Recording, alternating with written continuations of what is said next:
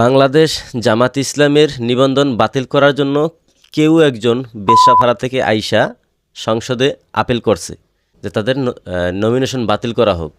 মানে কেউ যদি বেশ্যাপাড়া থেকে কিংবা দৌলতদিয়া থেকে আইসা বলে যে আমি ভালো হয়ে যেতে চাই, সেটা কি বাঙালি বিশ্বাস করবে? করবে না, কারণ সে জানে তার ওগুলো নিয়ে অভ্যাস। কী কিছু বুঝতে পারতেছেন?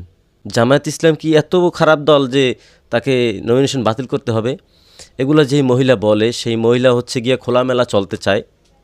মানে মানে বাইরের কান্ট্রিতে যেভাবে চলে মানুষ খোলামেলা, সেভাবে সে চলতে চায়, কারণ তার প্রতিদিন প্রায় 10-12 বার চাহিদা মিটানোর দরকার তার শরীরের। হ্যাঁ, এরকম একটা যে যাদের ভিতরে আছে তারাই একমাত্র এই হুজুরদের পিছনে লাগে কিংবা ইসলামের পিছনে লাগে। কি কিছু কথা বুঝতে পারছেন? তো এখানে কোনো কেউ নো মাইন্ড। আপনারা এখানে একজন বললাম কি, মানে বেশ্যাপাড়া থেকে আইসা একজন আপিল করলা, সেখানে যে আমাদের মতামত দিতে হবে এমন কোনো কথা নাই। ঠিক আছে? আপনারা তো জানেন ও মানে স্বামী থাকা অবস্থায় যে কত কিছু হয়েছে ওর সাথে, কত মানুষের সাথে। হ্যাঁ, আর এখন নাই। মানে স্বামী দুনিয়া থেকে বিদায় নেওয়ার পরপরই মনে করেন আরেকজনের হাত ধরে ফেলাইছে। তো ওর যে চালন, মানে ওর যে আচরণ আপনারা বোঝেন না।